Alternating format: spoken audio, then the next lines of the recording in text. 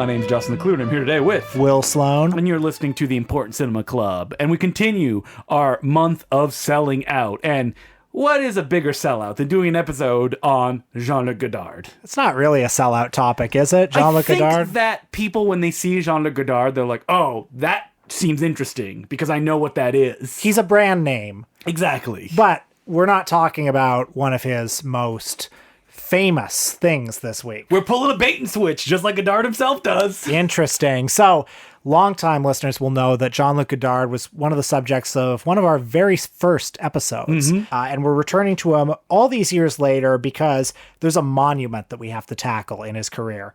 In 1960, Godard revolutionized the medium of cinema with a little movie called Breathless.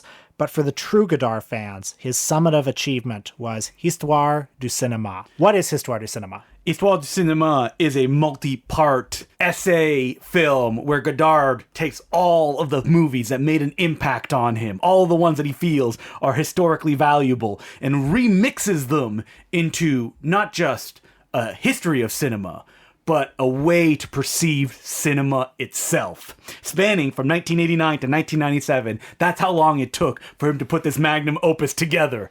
I hope you like to see images over other images. It runs 8 episodes, totaling 266 minutes. Each episode has a theme, although sometimes it's a little loose. It's probably only really well known by people who are serious cinephiles, but to serious cinephiles, its reputation is sort of similar to Finnegan's Wake for literature. It's long, it's dense, it's difficult to understand, and to enjoy it, it helps to have a deep and lifelong bond with the art form. I think it is necessary to enjoy it because otherwise you will be looking at images going, I don't know what this is. Hence the meaning of them interacting with each other adds up to nothing for me. So to be honest, I don't really know what I think of Histoire du Cinéma. I've seen it all the way through twice now. I love Godard. I even love Lake Godard. Histoire du Cinéma is a very challenging object, and I'm hoping we can maybe work out some of our feelings here. I think we need to build up to the point where he reaches Histoire du Cinéma for people that, Godard makes his fun movies, and then, according to some history, he seemingly dies and doesn't do anything. Entire books can and have been written cataloging every single reference in Histoire du Cinéma. I have a book right here in front of me, Jean-Luc Godard's Cinéma Historien by Michael Witt, and it is a difficult read. Yeah, I was flipping through that this week myself. And if you have the time and patience and inclination to chart every single reference in the movie, figure out what every single juxtaposition is supposed to mean, that's great. For those of us, though, who have a basic understanding of Godard's life and trajectory, I think I'm comfortable right now with just sort of stepping back and looking at it as a total work and sussing out what seem to be the general themes of it. We know that Jean-Luc Godard in the 50s loved American movies. He was a film critic for Cahiers du Cinéma alongside François Truffaut, Eric Rohmer, all those guys. They elevated American popular cinema to an art form. People like Hitchcock, Hawks, Samuel Fuller. And then they became filmmakers in the 1960s. For Godard, that was the period when he became politically radicalized. He became disillusioned with American cinema. He saw it as a tool of colonial oppression, a tool of capitalist propaganda. And famously, he tried to create a new kind of Marxist revolutionary cinema in the late 60s and early 70s that would shock people out of their complacency. That didn't work. Obviously, he abandoned some of his revolutionary fervor, but what he didn't abandon was his disappointment in American cinema and cinema itself. He felt that it had become a fallen, decadent medium. He never abandoned the idea that it was this tool of capitalism and colonialism. But do you think that he still had warm memories about the cinema that he had experienced and had talked about so much when he was a critic and coming up into it? I think yes, and you see a lot of that in Histoire du Cinéma. There's an episode in it on Alfred Hitchcock, for example, where you see how much he still loves Alfred Hitchcock. And if there's something that's interesting about Histoire du Cinéma, if there's something that makes it more than just a lament. It's that ambiguity. And going up to the documentary version of Histoire du Cinéma, Godard was always trying to figure out a way to express these kind of ideas about the history of cinema. There's a famous series of lectures that he did in Canada, and there you can find a book about it. There's an English version that came out a number of years ago.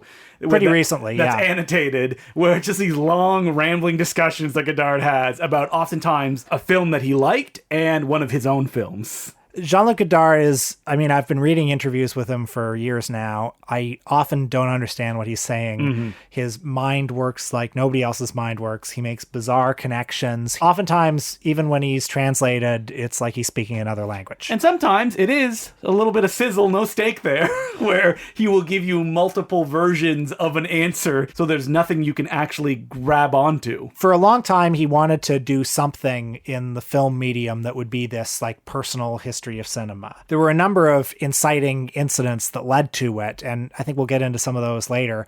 One of the major ones is the easy availability of film history through video technology.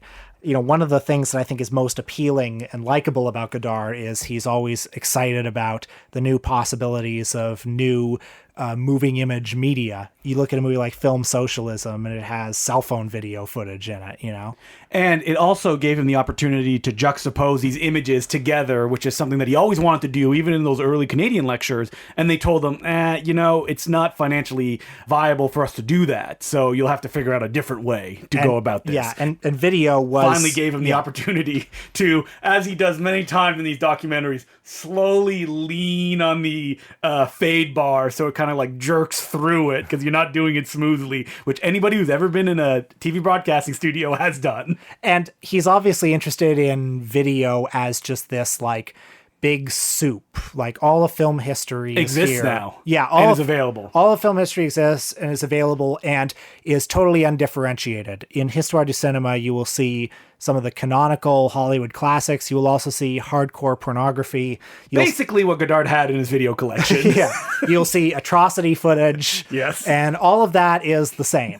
Godard's like, I need the budget to buy these pornos for my documentary. Anne-Marie, this is simply for research. That's right. It's this collage of sound and images.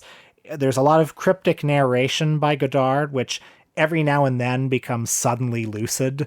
Like a lot of it, I really don't understand what he's saying, but every now and then he'll say something just clearly and directly. But it'll be like Histoire du Cinéma, and then you'll hear Histoire du Cinéma, Cinéma, Cinéma.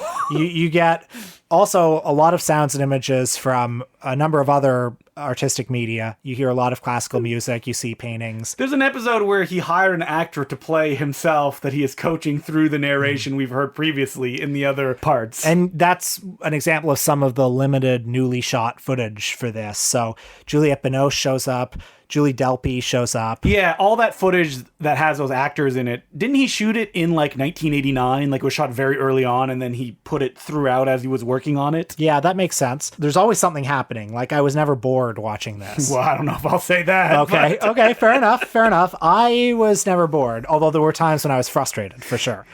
Sometimes it's funny. There are a couple of moments when I found it actually moving. There were a lot of times when I was confused and frustrated and even angry. Well, when he like juxtaposes, Charlie Chaplin and Hitler, it's like, all right, Godard, we get it. And then he'll cut to atrocity footage and you're like, oh, okay. Well, okay, this is one of the challenges of Histoire du Cinéma and all like Godard, I would say, which is it presents itself as very imposing and you need a whole reader's guide to understand this. But then if you stop to consider some of the juxtapositions, you sometimes think, well, maybe there is nothing here. Maybe this is, or maybe if there is something here, it's as simple and base as it looks. And I would like to maybe suggest there's a third way. Maybe he's it's good. Well, but maybe he's not the ultimate genius or the ultimate fraud. Maybe he's somewhere in the middle. So maybe he has a few ideas here or there. I would give you that. Yeah, and, Chaplin sitting in the cinema looking at people jerking each other off. Okay, that was one of my favorite moments. That's one of the few times Godard has actually made me laugh, which is this scene he took from A King in New York when Chaplin is in the front row and he's watching a widescreen movie and his head is craning from side to side and he superimposes over it like a dick pumping in a woman's, What do you think that's Godard saying, that cinema has debased itself to this point, that it has gone to the, purity of prostitution? I mean, probably, yeah. He's probably saying something like that. When it's shown on screen like that. Then there's that moment. I mean, did you remember the moment where you see... I'm focusing so much on the hardcore stuff, even though there's only like a small amount of it. There's a lot of hardcore stuff. Like, he puts it throughout almost every episode. You get some pumping and sucking or blowjobs. There's that one where you see a threesome scene, and then you see Schlitzie from Freaks laughing, and then you see a body being thrown into a mass grave. Mm-hmm. Those three, one after another, and I don't quite know what to do with that juxtaposition, but it's there. In my notes I have here, as I started watching it, Godard, man, he looks like Groucho Marx. Sucking back that big cigar, sitting at a typewriter. Oh man, if you don't want imposing sound, do not watch this, because there's a like the sound of the typewriter throughout this. I watched it with headphones on. Wow. Yeah, like big noise canceling headphones, and it was a great experience. But that was because Godard was actually very adamant that this film be presented in stereo, and that when it first went out, it was presented in mono, and that really pissed him off. And I think rightly so. I mean, he is always doing crazy, interesting things with sound. And if you listen to it with noise-canceling headphones, it's a great experience. And all of these separate parts of the documentary are all introduced by people that inspired him. Like the first one says, pour Marie Meersen, who was one of the main heads of La Cinémathèque Française. She was the wife of Henri Langlois, and she did a bunch of the administrative stuff and was very involved in that organization. Every now and then throughout, I mean, one of the things I like about it is it has no pretense to objectivity at all, and it has no real interest in being totally coherent either. Like, this is a tour through a man's brain. It's a tour through a crazy man's brain who's making bizarre connections all the time. And, Godard, when interviewed about it, would say stuff like, I want people to not think of the history of cinema as one thing, but as multiple things, which, the documentary says over and over again, Histoire du cinéma. Histoire has an S. Yeah. It's more than one story. It's not just one. But which I think is a good idea. I mean, there are many ideas throughout this that are good and interesting. And his approach where cinema is just this like gigantic smorgasbord. And this is how his brain is connecting it together. And you can see obviously what his blind spots are. His conception of cinema is very North America and Europe. Mm-hmm. That's kind of all he knows. And it was the stuff that he saw when he was growing up. Like that, when he said he saw cinema, it's like my story, what I saw. Which is fine, I think, because this is, it's his cinema. There's no objectivity here. There's a lot of clips from Godard films throughout these as well. Like I love that touch where it's like, woe is me. I've devoted my life to this fallen medium. I am corrupt. By the way, I'm a huge figure in the history of cinema. Yeah, look at all these clips. Look at this scene from Keep Your Right Up. I got the Godard film we all love. I got the scene with the hands. I got the scene where it's me and I'm jumping into the back window of a car. All the scenes from Keep Your Right Up. For people that don't know what Keep Your Right Up is, it's a late period Godard where he does his best to do a Jerry Lewis impersonation. Yeah, there are some scenes in that movie inspired by cracking up. And if that makes you go, well, I gotta see it, good luck to you, is what I'll say. So let's talk about the Holocaust stuff, because one of the big things that inspired this was Claude Lanzmann's Shoah. Shoah, if you don't know it, is this 8-hour Holocaust film that's composed of interviews with anyone who had any proximity to the Nazi death camps, including Jewish survivors, ex-Nazis, but mostly people who were just around the camps. And the big thing about Shoah is you don't see any atrocity footage from the Holocaust. And that's the whole idea of the documentary, is that you're hearing these people talk about it, so you're disconnected from it, but you do see the places that it happened. Yeah, you see the railways, you see the grassy fields, and by hearing all this testimony, the grassy fields start to feel corrupt. You start to feel the evil present, even in our modern world. This is the opposite of Godard's approach. Godard regards the Holocaust as not only one of the key 20th century historical events, the key 20th century historical event, but also the moment that cinema lost its innocence and failed. First of all, he says cinema is the great art form of the 20th century, but it did not stop the Holocaust. It did not even try to stop the Holocaust. Really, the only Hollywood movie, it seems, that he cites frequently is Charlie Chaplin's The Great Dictator. But aside from that, there was no resistance. But then, and here's where things get particularly incendiary. This is where he gets particularly provocative. We've all seen the footage of the liberated death camps, the mass graves, the emaciated survivors. What we haven't seen is footage of the Holocaust itself. That is the actual killing of the inmates. Now, Claude Lanzmann has said that if he had access to such footage, he would destroy it. Godard is offended by that notion. He would say that such footage, first of all, he believes such footage must have at one point existed because they documented everything. And if it does exist, it should be preserved as proof of what happened. However, nobody wanted to see it, so cinema turned a blind eye to the Holocaust before, during, and after. And if I can just quote Richard Brody in his biography of Godard, which is definitely a key document for me for understanding all this stuff, he said, "This failure, according to Godard, signified the abandonment of cinema's documentary essence in favor of its spectacular side, which he took to be Hollywood's specialty, and the post-war success of the American cinema, which in fact captured a large share of the European market, meant, to him, that the intrinsically historiographic aspect of the cinema was also destroyed, because in his view, the essence of America was its lack of history. He considered the renunciation of documentary and history to represent nothing less than the end of cinema." Okay. Yeah. Like, that's what I gotta say about that. Yeah, it's a lot to take in, and do I agree with Godard? I don't. Yeah. Yeah. I Godard, hey, we got cell phones now. All that stuff is documented if you want to see it. That's true. I guess cinema has changed a lot. Yeah. Now we have people recording people, like cops strangling black protesters. That's right. And unfortunately, a lot of the time it gets out there, it doesn't change a thing either. That's true.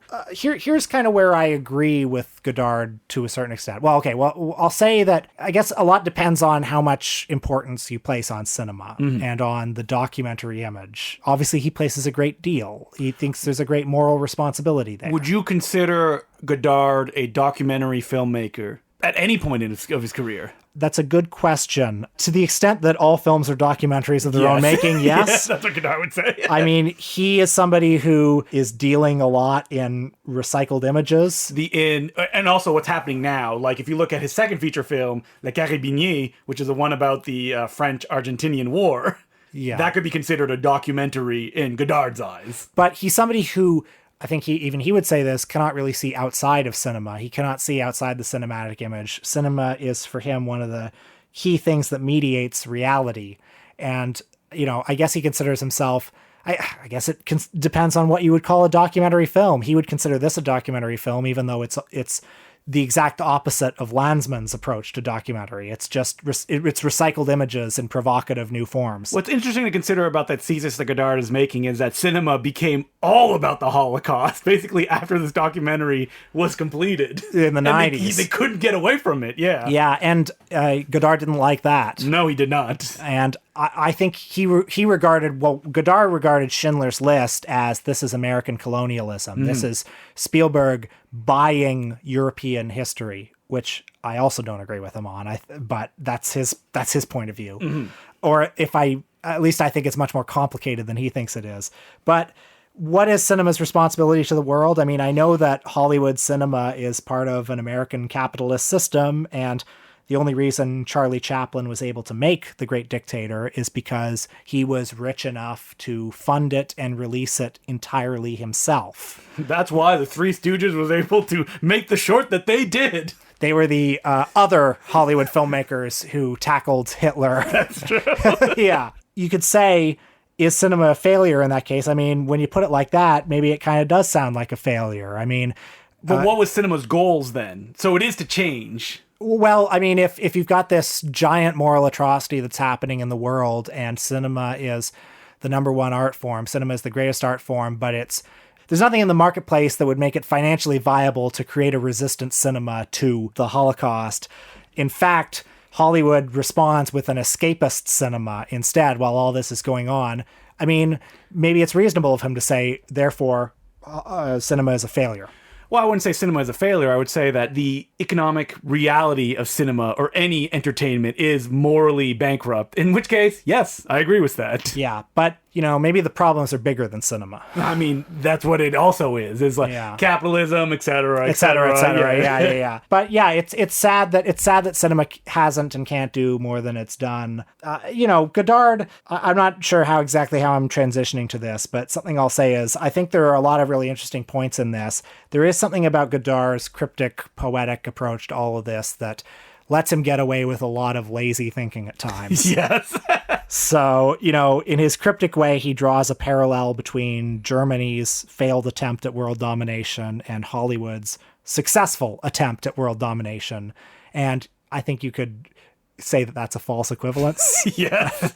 But because he sort of presents it in this cryptic way with a lot of alleged wit and a lot of stuff flashing on the screen, he kind of gets away with it because you don't know exactly what he's saying and how serious exactly he's saying it. You can interpret it whichever way you want, depending on how high of a plateau you hold Godard. So I think that's probably my biggest issue with Godard as a filmmaker and a thinker, is that to a certain degree, I mean, I love him. I love a lot of these crazy experiments that he does. I think he's a great filmmaker. I do think he is guilty of using obfuscation to let himself off the hook for some lazy thinking.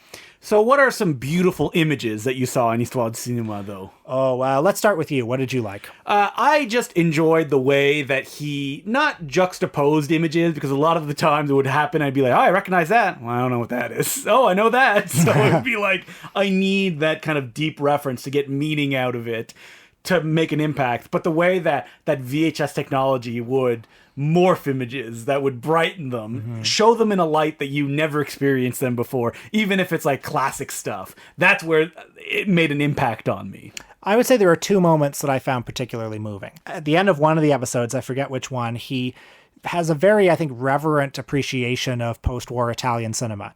The only true cinema. He says that Hollywood was basically taking over the world after the Second World War because Europe was basically flattened and nobody was able to create a resistant cinema to this capitalist Hollywood cinema except the Italians, who created this neorealist cinema that really dealt with their reality. And he conveys this in a way that's very direct and I think moving.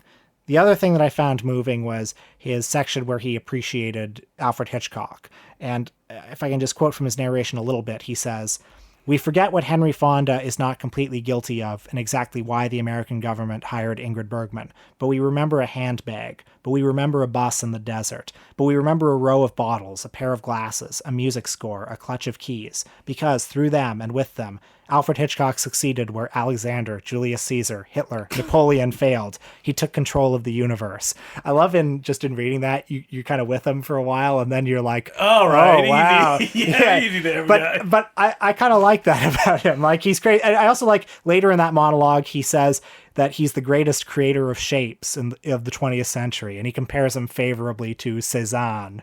I mean, who's thinking like that? Who's making those connections? I mean, somebody who needs to make, big statements to get attention. I mean, Godard was the original editorial, headline that you're like, wait, what? I don't believe that. And then you click on it, or you're like, Hitchcock was the son of Cézanne. And you're like, huh, what? And then you're, snapshotting it and retweeting it. Can you believe this? I mean, the idea of the bottles in the closet in Notorious being, an example of him being one of the greatest creators of forms and shapes in all of arts, and comparing that to Cézanne's apples and pears. I mean, I just, to me, that contributes something to my understanding of this man. Anyway, are you glad you watched it? Yeah, I'm glad I watched it. Now let me never watch it again. I see. You don't appreciate Godard anymore after this. No, I appreciate Godard. I love that little grifter. Of course we do. Yeah, I love him. How can you love cinema and not love Godard? Well, you watch Breathless, and that is so immediate. And then when you watch his later films, I can see what he's trying to do, even though, like you said, there's an element of laziness there and almost a fear, but at the same time, he's pressing through and doing something different. How do you react to that feeling of, I guess, defeat that is in all of his stuff after about 1975? Well, I just push through because it's so omnipresent in all of his cinema. There's no joy in his films past 1975. Do you miss that joy? Absolutely, Yeah. of course. Yeah. I think that his political message could be made more poignant if there was a little bit of that enjoyment for what he's doing, but he's so burnt out by the system that he doesn't want to do that anymore. And, it's his prerogative. You know what he likes, though? He likes nature. He does love nature and his dog. He likes pretty naked women filmed in natural light. Isn't he currently making a movie? I mean, he's always making a movie, but... Yeah, well, he says he only has 2 more left in him. He's like Tarantino? He's like pointing out a shot? He's 91. Oh my god. So I hope we get at least 2 more, and hopefully many more. What could they possibly be? I would love for him I think they'll just be like the Image book. I don't think he can hold a camera anymore. I think it'll be him, turning the knobs. But what if he ended his film with, like, just a generic 30s style Poverty Row film? And you'd be like, I gotta rethink everything he's done up until now. I would love it if at age 95 he made a completely coherent and just straight down like... It's like him dropping the mic where he's like, I could have done this all along, but I just decided not to. What if he made a movie in that Bruce Willis direct-to-video factory? And he's like, I just wanted to buy myself another cabin. Even Contempt, which is probably his most mainstream movie, even that one is the product of a man with a broken brain. Is it his most mainstream film? Probably. I mean, it's got big stars. It's in color. It's kind of got it's got a 25-minute argument scene in it. Great, though. Great. It's probably one of the ones that goes down the easiest. Yeah. Breathless goes down pretty easy, too. Yeah. But yeah, that would be amazing if he did something like that, but I don't think so. Yeah. Well, he's not going to. I mean, he could live to like 110 off the souls of all the other French New Wave filmmakers who passed away. Something I love about Godard is he kept expanding his career. Like, his movie Numero 2 from the 70s was originally pitched as the sequel to Breathless. That's why it's called Numero 2, because it's number 2. That's the one with Alain Delon in it, right? No. That's New Wave. Yeah. Numero 2 was the one where it's an experimental film where a lot of it is about a bourgeois family, and you see it. You see several different screens on the screen at the same time, and then it keeps cutting back to Godard in the editing suite, like his head in his hands. And that was supposed to be Breathless 2. I love it. Or Nouvelle Vague, that movie. Clearly that was pitched as, hey, I'm Jean-Luc Godard. I'm making a movie called Nouvelle Vague. I almost get the sense, though, that he... Like, there's a little part in him that wants to make those movies. It's like William S. Burroughs saying that there's nothing more that he wanted to do in his life than write just a straight detective novel. And he couldn't. Yeah, maybe. Have you ever seen Detective, the one he made in the 80s? No. Okay, it's not one of my favorites, but that's another one that was clearly like, okay, I'm filming in Paris. It's called Detective. It's genre deconstruction. Jean-Pierre Léaud is in it. Johnny Holliday's in it. I'm back, baby. It's 60s Godard. And then, of course, he made a movie that's just like not fun at all. Well, even during his like fun period, Made in the USA from 1966, that was supposed to be based on Donald E. Westlake novel, the guy who did all of those Parker books. And it's like, well, it's not really there. Well, there's that that movie he made for TV in the 80s that was kind of dug up recently called The Rise and Fall of a Small French Film Company. It's on Mubi right now, and Jean-Pierre Léaud's in it. And that's one where he accepted a commission from a TV station as part of a series of TV movies based on detective books. And he made this movie that is not about the book. It's about a small film company making the book. And it's all about Sounds more interesting to me. It's all about how TV has corrupted cinema. So basically he's accepted this TV commission to create a thing about how movies are terrible now because of the corrupting influence of television. I mean, how did this man keep getting commissions? That's what I want to know. How did he keep getting commissions? I was reading in CINÉMA HISTOIRE in the book on the path to making the documentary. He took a commission to do a bunch of lectures at a university, and he showed up the first day, and I believe it was a Swiss university, and he just played an interview he had done in French, and the students were like, we don't understand what's going on. And then he kept putting back the classes, like just refusing to do them, until eventually he went, all right, well, I'll give you back the money you gave me. And they were like, no, we want double the money that we gave you. You ripped us off. Okay, my favorite story from the Richard Brody biography, and then we'll move on to letters. This has nothing to do with anything. During the filming of First Name Carmen, one of the actresses in the movie said, I want to talk about my character. And he said, here, listen to this. It will all become clear. He gives her a Beethoven record.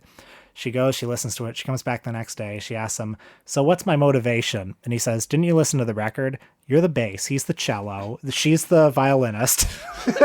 No, my favorite story from the Richard Brody book is, you know what it is, because it involves Richard Brody himself. Oh, yeah, tell it. Well, so Richard Brody, doesn't he arrive at Godard's home? He's supposed to interview him. He does interview him for a day. For a day. And he says, I'll come back the next day. We'll continue our interview. And when he comes back the next day, there's a note on the door, and Godard's not home, that essentially says, you are too dumb for me to continue having a conversation with you. He gives him the JR treatment.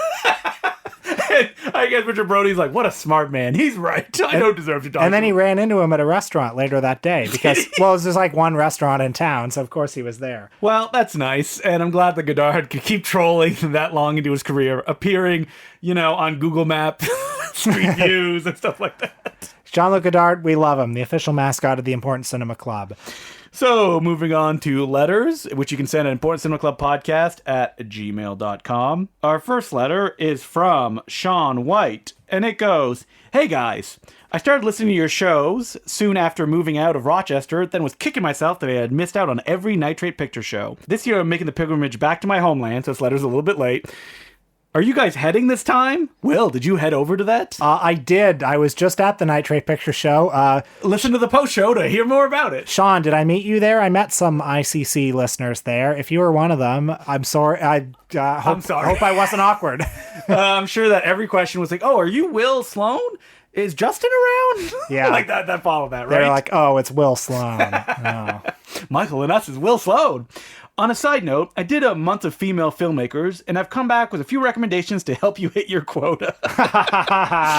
On the art house side of things, I'm a big fan of Maya Deren and Mary Menken. Stephanie Rossman sadly left film because she couldn't escape the Corman Grindhouse industrial complex. Bloodbath deserved its place next to A Bucket of Blood as a great Corman beatnik movie with an interesting story behind it. Are you a Bloodbath fan? I have the Blu-ray, never seen it. I mean, the thing about Bloodbath is it's mostly famous for having like 4 different versions. That's why I haven't seen it, is because it's intimidating. But we talked about Maya Deren a little bit on like an experimental film episode we did years ago. I'd also highly recommend The Slow Business of Going by Athena Rachel Sagari. Never heard of that one. I don't know it either. Well, I'll add it to the list.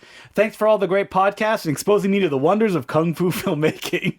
Wow, glad we could do our duty of finally introducing people to that kind of stuff. Our next letter is from Robbie, and he goes, It's been a pleasure listening to you two talk about all these great movies to get me through the boring work days. I basically stopped watching movies for several years due to a long period of depression, but listening to the podcast reawakened my dormant passion. I probably would have scoffed at Don't Let the Movies Get You, but now I'm a devoted acolyte of the Moturn method. You guys have created something really beautiful that has made a lot of people happy. You should be proud of that. Well, thank you, Thank Robbie. you. I was curious if you ever do an episode on Hideaki Anno. I'd love to hear more about your thoughts on Shin Godzilla, and watching End of Evangelion was one of the most powerful experiences I've ever had at the movies. There genuinely hasn't been a day that goes by without me thinking about it. It has really changed the way I look at my own life and movies as an art form. Also, is there an Important Cinema Club Journal Volume 2 in the works? Thanks for reading this long letter, and keep up the great work. P.S. Thanks for Will for leading me down the road of Jerry Lewis obsession, a simultaneous blessing and curse for myself and my friends. Well, there will at some point be an Important Cinema Club Journal too. Yeah, it's really on me that I have to sit down and write it with Will. Yeah, it's on me too. I mean, look, we're both busy guys, but at some point we'll do something like that. Will one of us maybe have a book that comes out before then? Stay tuned. Who knows? Who knows? Many years in the working, they're excited about it. I know.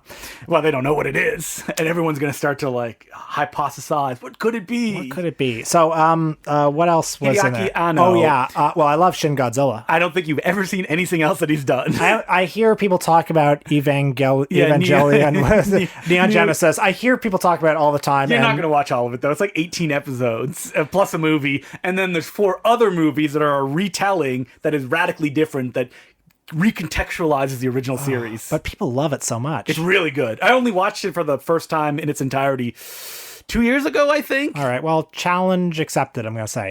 Good luck, I would say. Because if we do an episode on that, boom, those ratings sky high. Okay.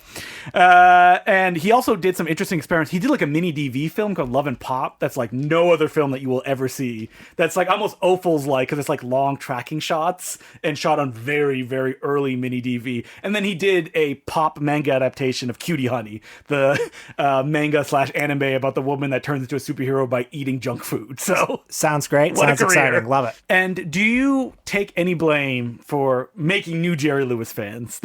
The world thought it was over. There would be no more Jerry Lewis fans. Like, he's passed on. No one will be checking out his movies unless they grew up with them. But thanks to you, people are finally rediscovering him. I think you're giving me too much credit. I think lots of people love Jerry Lewis. What I will just say, though, is you go on Letterboxd for the movie Cracking Up. It's all you're doing. Anyone who has given it 5 stars, and there are a lot of them, they all follow me. So I'm just saying. You give me too much credit, but also it's all me. I'm just saying that particular movie I had something to do with. And speaking of Moturn, we're going to remind people, you got to buy Magic Spot if you haven't watched it yet. Do it. Magic Spot's a great movie. And if you have any other letters for us, send them at importantcinemaclubpodcast@gmail.com. What are we doing on our Patreon this week, Will? Well, last week, I don't think we talked about this. We talked about Joe D'Amato's movie Caligula, The Untold Story. We're back in Caligula exploitation. We did the original Caligula, now we're doing the ripoff. And just love talking about Joe D'Amato. And this week, we watched 2 classic, well, only one of them is a classic, 2 old 1950s monster movies, The Beast from 20,000 Fathoms, the movie that inspired Godzilla, and the movie that nobody likes, Monster from Green Hell. That was recently put out by the Film Detective on a brand spanking new Blu-ray. So we had the Blu-ray, we had to watch it. So you will hear our thoughts on 50s giant monster movies and sundry other topics. At patreon.com/theimportantcinemaclub. Next week, Sellout Months continues, Will. What are we doing? James Cameron. What movies are we going to watch? True Lies. Let's do it. Because I think most people would consider it one of his lesser films. Yeah. And which one do we do the original Terminator? I don't think we ever talked about that, have we? We did Terminator 2 on a Patreon. Oh, I forget that. Okay, yeah, Terminator. Or do you want Avatar? I don't want to watch Avatar. Yeah, you gotta watch Avatar. All right, fuck. All right. That's the one people, they're hungry for Avatar. You watch that trailer, you're getting all hyped. What's more to say about it? Everyone's talked about Avatar. I mean, I haven't watched it since I saw it theatrically. Have you? I didn't enjoy it when I watched it theatrically. Oh, I want to watch Terminator. Okay, we'll talk about this off mic. We'll talk off mic. Listen, if I gotta watch Avatar, I'm dragging you down with me. I'm not taking any of those political left-wing podcasts like, it's the greatest new movie ever. It's boring. It has a boring lead. I can't wait to spend 3 hours being able to say that I think it's boring. An opinion that you already know. Still boring. Still don't like it. Anyway. So that's what we're doing next week. Until then, I'm Justin DeClue. I'm Will Sloan. Thanks for listening. 600 Patreon subscribers by episode 300 is what we're trying to do, and we can't do it without your help. So if you are not a Patreon subscriber yet, please go to patreon.com/theimportantcinemaclub. Become a Patreon subscriber now. I haven't figured it out yet, but I know I will decide a super secret special gift that will only be available to Patreon subscribers before we hit episode 300. And now I'd like to thank some new Patreon subscribers who include Patrick Goldie, Ted Kelly, Joe Signorelli, Brian, Adam Sorson, Luke Mosher, Neil McWeeny, Kemble McClure, Alec Thomas, S, and Maria L. Thank you very much for becoming Patreon subscribers. We could not do it without you. Will, you recently had a trip to the George Eastman House in beautiful Rochester, New York. That's right. It was my annual trip to the Nitrate Picture Show. At the George Eastman House, they have one of the world's largest collection of nitrate film prints, but they also get a bunch of nitrate film prints from all over the world. Before, say, the mid-1950s, all movies were printed on nitrate film stock and shot on nitrate film stock, which is highly flammable. They eventually phased it out for safety film stock. It creates its own oxygen if you light it on fire, so you cannot put it out with water. Yeah, it's a bad situation. There have been many nitrate vault fires over the years. A few too many people smoking cigarettes when they were in the projection booth. In Quebec, anyone under the age of, I think maybe 16, was banned until the 70s from seeing movies because there was a horrible fire at a children's show, even though that the fire didn't kill the children. It was the stampede outside of the theater that killed kids. So, understandably, yes, this technology was phased out for something safer after a mere 60 years. Yeah, that's right. But if you're crazy and you want to risk death, and you won't risk death. Yeah. I mean, these are, the Nitrate Picture Show, the George Eastman House, these are professionals who are doing it, who have not smoking over the projector. Every safety precaution is in place. But if you want to risk certain death, you will see that the film looks a little bit different. I don't want to overstate it because you can spend too much time it's squinting. Watching 4K. But it actually kind of is. It's like it has the best of both worlds of like the warmth of film and the sharpness of 4K. But what's especially fun about the festival, fun. What I think's fun, if you're a freak like me and you think it's fun, is like these prints are historic documents. They have not made nitrate film prints since the 1950s. So, you know, last time we went, they played L'Age d'Or, and it was Henri Langlois' personal print. And who knows, like Jean-Luc Godard himself probably watched that very same print. That played all the time at the Cinémathèque Française. And this year, David O. Selznick, the producer, kept all of his archives in very good condition. So you can pretty much count on every year. There's always going to be one David O. Selznick picture that'll play. Yeah, they played Rebecca last time, and this time they played Portrait of Jenny. And, you know, it's just amazing that this print was in his personal archives. This year, I mean, I had a good time this year. Probably the best movie, the one I enjoyed the most, was Alfred Hitchcock's Rope. A little movie called Rope. You heard of that one? Yeah, I have. I mean, fantastic to watch with an audience. I highly recommend Hitchcock with an audience. Every suspenseful moment, every humorous beat really pops. And what's great is he's always playing. Yeah. Any repertoire cinema, they'll be playing Rope at some point. I would say, at least in my opinion, there were fewer kind of like 5-star masterpieces than there were in other years. But some interesting curios. There was a movie called Trail of the Hawk, which was... What's that guy's name? Edward Dmytryk. Yeah, so he went on to direct The Caine Mutiny, but he started his career in really low-budget shit like this. And I mean, he's also famous as one of the ones who, during the Blacklist, who named names after standing with his, pals. Ooh. Well, anyway, he made this not very good Western, which was shot like just static, terrible looking movie. But then a couple of years later, this guy called Ramblin' Tommy something or other, who was just like a showman and an entrepreneur, bought it and shot a bunch of scenes of himself with a ventriloquist dummy that he spliced into the movie. So it was fun to see that. It was fun to see Lon Chaney's only sound film. There was a Mickey O'Neroos movie, various good things. Mm-hmm. But no, like Nightmare Alley, where you're like, whoa. There were no like huge revelations to me, but there were a lot of things that I enjoyed. And I also went to see Louise Brooks's Grave. Finally. Yeah. Next time you saw her apartment, a couple years before her grave, next time you're digging her up. That's right. She's going to be the new co-host. I mean, she's so sassy based on the essays that she wrote. That's right. So you're going to attend next year, of course. I hope so. And will they run out of nitrate prints? Yes, they will eventually. You look and it's like, they're shrinking. There's nothing they can do about it. I mean, yeah, the clock is ticking on all these prints. It won't be around probably 20 years from now. Every introduction, they talk about like all the heroic efforts that had to be done to make these prints playable.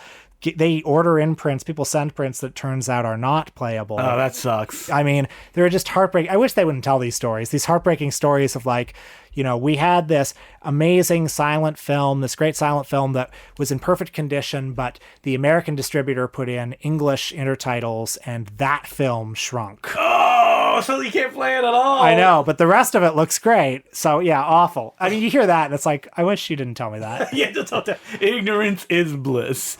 And you did miss Pinocchio, in case before people start messaging us. I didn't see Pinocchio, but whatever. Overrated, right, Will? We're trying to make Will feel better here. Yeah. So, Nitrate Picture Show, mark your calendars next year. I'm sure it's going to happen. Probably one more time, if that. Maybe Justin will come out again. Yeah, if I have the money to go. If he has the money, we'll figure it out.